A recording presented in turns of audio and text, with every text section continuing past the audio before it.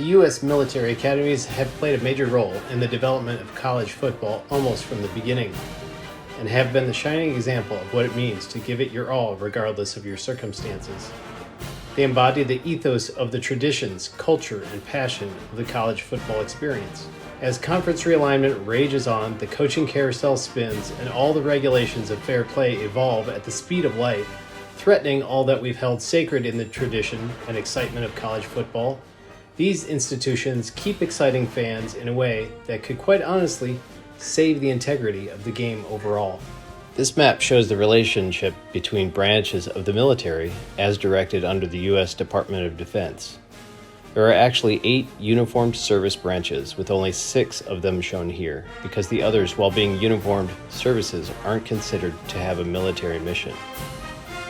The 2 not shown here are the USPHS, Public Health Service, Commissioned Corps, and the NOAA, National Oceanic Atmospheric Administration Commissioned Officer Corps. Boy, that's a mouthful. The U.S. Army was established in June of 1775, shortly followed by the U.S. Navy in October, and the U.S. Marine Corps in November of the same year. The Marine Corps, being specialized in amphibious assault, is related to and works directly with the Department of the Navy. Prior to 1967, the U.S. Coast Guard was a part of the U.S. Department of the Treasury. In 1967, it became a part of the U.S. Department of Transportation. In 2002, it was placed under the Department of Homeland Security. During times of war, it may be transferred to the Department of the Navy under the Department of Defense. The Department of U.S. Air Force was established as a separate branch of the United States Armed Forces with the enactment of the National Security Act of 1947. In 2019, the Space Force was established as a branch of the U.S. Air Force. The United States Merchant Marines are made up of the nation's civilian owner merchant ships and government-owned ships, Military Sea Lift Command, NOAA, Army Corps of Engineers, Department of Homeland Security. The Merchant Marine transports cargo and passengers during peacetime. In time of war, the Merchant Marine is an auxiliary to the Navy and can be called upon to deliver troops and supplies for the military. The United States Service Academies, known as the U.S. Military Academies, are federal academies for the undergraduate education and training of commissioned officers for the United States Armed Forces. You're probably familiar with the U.S. Military Academy at West Point, New York, the U.S. Naval Academy in Annapolis, Maryland, or the U.S. Air Force Academy in Colorado Springs. The reason I added the U.S. Merchant Marine emblem is because they have their own federally funded academy, including a football team, and so does the U.S. Coast Guard. It's also important to note that while Marines are unique from their other service branches, plebes who attend the Naval Academy can elect to serve in the Marines, while Army and Air Force have separate academies. All 5 of the service academies have highly selective admissions, and all require at least 5 years of service upon graduation. So of the 5 uniformed service academies, 3 play football as a part of the NCAA FBS division. The other 2 play NCAA Division III football. I'll focus mainly on the 3 playing FBS football, but wanted to make sure our U.S. Merchant Marines and our Coast Guardians get the respect that they deserve. There are several universities and colleges that are considered senior military colleges. Some are wholly dedicated to military-like life. The Citadel, Virginia Military Institute, and some have a special corps of cadets as a part of the school's student body. Schools like Texas A&M and Virginia Tech. It's kind of like these schools have ROTC programs on steroids. They mirror a service academy experience at a regular school, particularly Texas A&M and Virginia Tech. Cadets live together in residence halls, attend morning formation, wear a distinctive uniform, and receive an intensive military and leadership educational experience similar to that available at the United States Service Academies. But they are not affiliated with the service academies. At the end of their time in the Corps of Cadets, they may choose to enter the military as a commissioned officer as if they had been in ROTC. The military academies are a historically important part of the NCAA college football experience. Since the first college football game took place against Rutgers and Princeton in 1869, you can see here that the military academies have been a part of college football at the early stages of competition. They were truly part of the Spartan effort to grow the sport. In the early days of college football, the military academies ran up impressive records and embodied the standards of the pursuit of excellence. Both Army and Navy have won several national championships, and they produce some of the top players in the nation, including Heisman Trophy winners. Army had the most success in the early days, racking up 3 national championships. They only have 9 bowl appearances, but most of them were in a much tougher time to get a bowl invite because at the time there were only a handful of bowl games. In fact, in 1971, there were only 10 bowl games with the addition of the Fiesta Bowl. Army was regarded as one of the elite teams in the nation for a long time.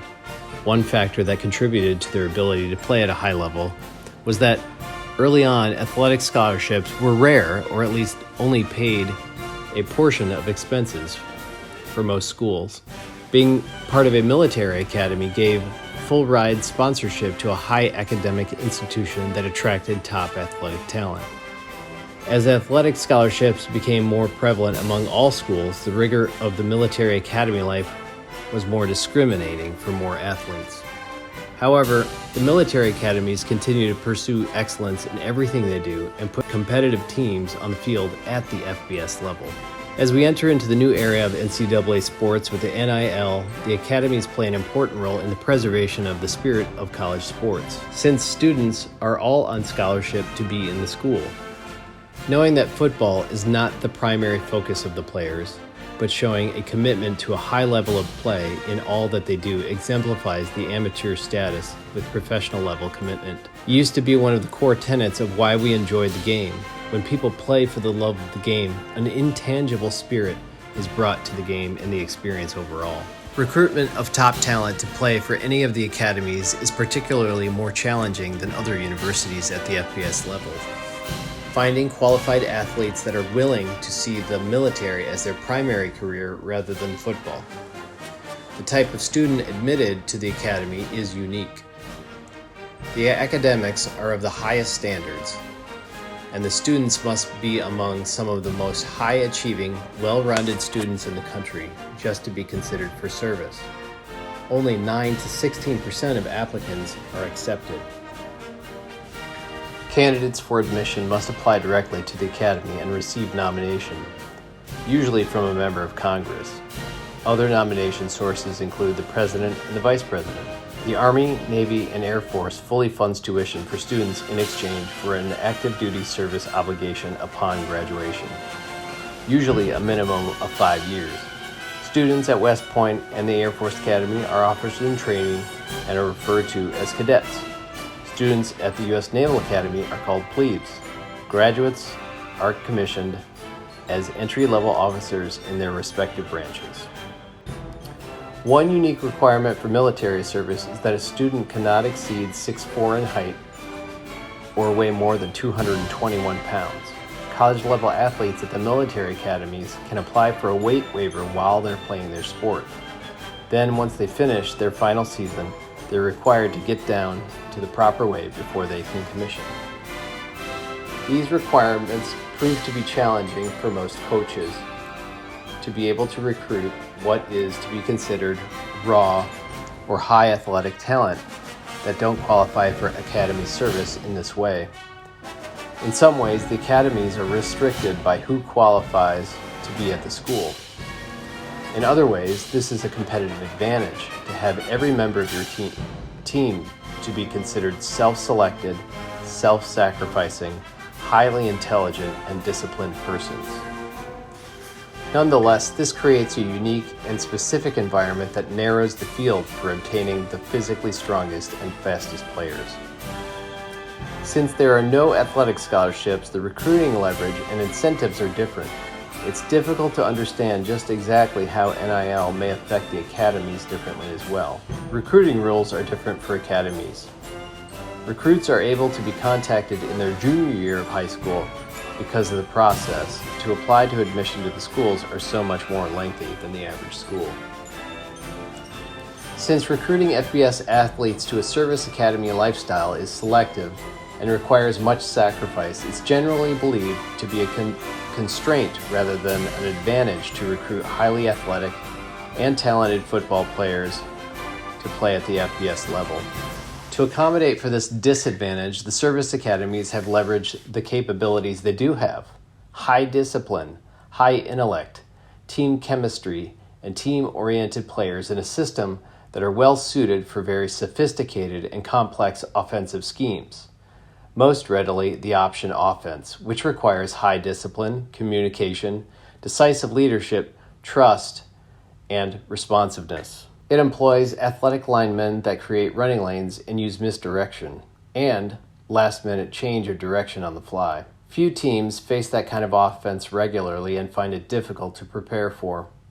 The Naval Academy employed this kind of offense from the early 90s through the mid-2000s to run up a successful streak of bowl appearances and Commander-in-Chief trophy wins that elevated their brand to merit an invitation to the American Athletic Conference. Army recently readopted it as their primary offensive scheme, which led to its breaking of a 12-year loss streak in the Army-Navy game in 2015. Finding a way to excel in less than ideal circumstances embodies the determination, grit, and character that we rely on when our servicemen and women are called to defend. Embrace the suck, as it's known in the military, and finding every advantage to complete a mission is a brand of football that matches our expectation with the Academy and provides an exciting drama for us to root for. For most of their time in college football, Army and Navy remained independent from conferences. Army had a short stint with Conference USA when it had some clout, and Navy just recently joined the American Athletic Conference. Air Force followed suit on independence until it joined the original WAC, which, if you remember, was the first stab at a super conference with its original plans to have a conference approaching 20 members. That affiliation proved to be helpful for the Air Force given the geography of Colorado Springs and the distances Western schools have to travel to play rivals. Subsequently, the U.S. Air Force Academy joined the Mountain West Conference. They've had relative sustained success in a conference. Independence from a conference affiliation these days is typically seen as an undesirable place to be, but I think it actually works to the benefit of certain schools who have unique circumstances like the military academies. Let's take a look at the 2009 Navy season to illustrate this point. Navy opened with an exciting close game, loss to Ohio State, followed by an entertaining solid win against Louisiana Tech at home. Another loss against ACC foe Pitt, which is a nearby great travel game, followed by a 5-game winning streak against Western Kentucky, longtime rival Air Force, Rice, SMU, and Wake Forest. A close loss to nearby rival Temple, and a marquee win against their annual game with Notre Dame, the first time in 40 years. Then a gimme game against nearby FCS powerhouse Delaware. Then a loss to Hawaii, and a win against Army in the greatest rivalry of all time, the Army-Navy game. All of this led up to a Texas Bowl game win against the middling Big 12 opponent, future SEC member, Missouri. The makeup of this schedule: one ranked or at-large P5 team, typically Ohio State as tradition would have it, two middling P5 opponents, the annual traditional game against Notre Dame, two military academy games in competition for the Commander-in-Chief's trophy, 6 Group of 5 games, and 1 regional FCS team. This was a winning strategy for almost 20 years. It enthused the alumni because they were matched well and won a fair amount of games, but also showed courage to play a few big boys that could turn out to be instant classics if they kept it close or won. 11 years later, Army followed suit in a similar schedule when they were independent.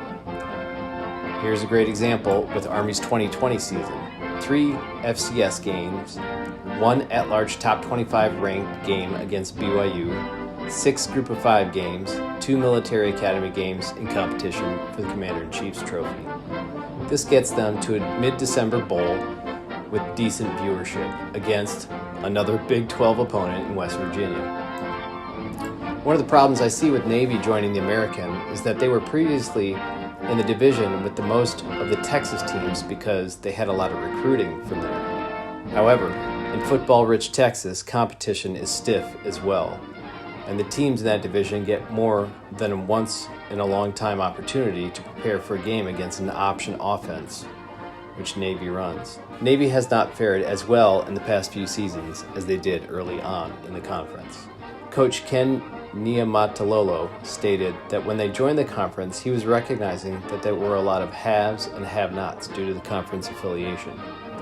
But I think for the military academies, it matters less. Teams are always willing to play the academies because it draws people to the stadium. People love to support the academies, military and civilians alike. Playing against them is a treat for players as well. With this formula, independence from a conference seems not only feasible, but eminently desirable. A game day experience at a U.S. military academy is a unique and special event even within the excitement of the great college football campuses across the nation. A college football game in any right is a special experience, but a game day experience at a U.S. military academy is both unique and a special event. Prior to the start of each home game, the whole brigade or the cadets march onto the field for display. The colors are presented, the national anthem is sung, followed by a flyover for every home game possible. The table is always set for a great experience. Each moment of the game is a show of force and respect for that which has come before, and for the honor of the school. There are cheers and push-ups and touchdowns like many other schools, but each act seems to mean a little bit more. If you haven't attended a college football game at one of our U.S. military academies, please put it on your bucket list. You won't regret it. The Army-Navy game is the annual contest between Army and Navy. The game has come to embody the spirit of the inter-service rivalry of the United States Armed Forces, and it truly is America's game. The Army-Navy game defines what a true rivalry means. Using the competitive spirit with respect for one's opponent to create an environment that transforms the emotion into excellence. Playful animosity as opposed to resentful hostility. It truly is college football's great example of how a rivalry should be regarded. Army and Navy first met on the field on November 29, 1890, and have met annually since 1930. The game has been held at several locations throughout its history, including New York City and Baltimore, but has been most frequently played in Philadelphia, roughly equidistant between the two academies. The mantras "Go Navy, beat Army," and "Go Army, beat Navy" are deeply seated into the cultures of each school with near religious zeal. But take note, at the end of the game, regardless of who wins that year, they are all on a greater mission to defend a common purpose together. The game marks the end of the college football regular season and the third and final game of the season's Commander-in-Chief's Trophy Series, which includes the Air Force Falcons of the U.S. Air Force Academy near Colorado Springs. The Army-Navy game is one of the most traditional and enduring rivalries in college football. It has been frequently attended by sitting U.S. presidents. The game has been nationally televised each year since 1945 on either ABC, CBS, or NBC. ESPN's College Game Day has televised the game from the game site on a yearly basis since 2014. Instant Replay made its American debut in the 1963 Army-Navy game. Since 2009, the game has been held on the second Saturday of December following the FBS Conference Championship weekend. It wraps up in one game all of the passion, pageantry, history, and memories of what makes the soul of college football a great game to watch. This has become a chance to celebrate the moment for the country. There is nothing like it. It's worth, if you could coach football, one game in your whole life, if you coach the Army-Navy game, you can get out of coaching, you get all of the things that wrapped around coaching in your whole career. The victory over Army means so much because it affects so many millions of people. This team belongs to the country, just as West Point and as the Air Force and the Coast Guard. No other teams really belong to this country. Every detail of the game is a tribute to the honor of our military. In recent years, the uniforms have been history lessons in motion. The rivalry continues with the displays of patches, insignia, and bespoke helmets displaying the regalia and key symbolism for special units, military operations, and highlighted victories. The storytelling of a history of sacrifice and honor is backed by months of research in advance. I'm most familiar with the FBS schools, but I wanted to make sure that our Coast Guard and Merchant Marines got their due. They have their own storied rivalry, which is lesser known, but could probably be the subject of its own video. The rivalry was designated as the Secretaries Cup 40 years ago in 1981, when both academies were in the jurisdiction of the Department of Transportation. The name of the contest was pluralized when the U.S. Coast Guard moved to the Department of Homeland Security in 2003. Interesting things to note are the close location of the schools being located at either end of the Long Island Sound, the nature of the missions of the schools, and the duties of each branch of the armed forces. The Commander-in-Chief Trophy is awarded to the one service academy that wins the most games between each of the three respective academies each year. Despite the annual Army-Navy game being highly celebrated, this three-way rivalry means a lot to the players, the school, and the alumni. The Navy-Air Force game is normally played on the first Saturday in October. The Army-Air Force game is typically played on the first Saturday in November, and the Army-Navy game on the second Saturday in December. In the event of a tie, the award is shared, but the previous winner retains the physical possession of the trophy. Another of the military academy's great rivalry competitions and a great tradition that adds to the spirit of college football. The role of the military academies in the college football landscape is irreplaceable. As places of learning with high standards that are never compromised and a commitment to service and sacrifice, there are unique human developments that are built into their programs. They make the college game more intriguing. Thank you to all of those who served our country in the past, the present, and our future. We rely on your sacrifice to be the tip of the sword in defending freedom for all.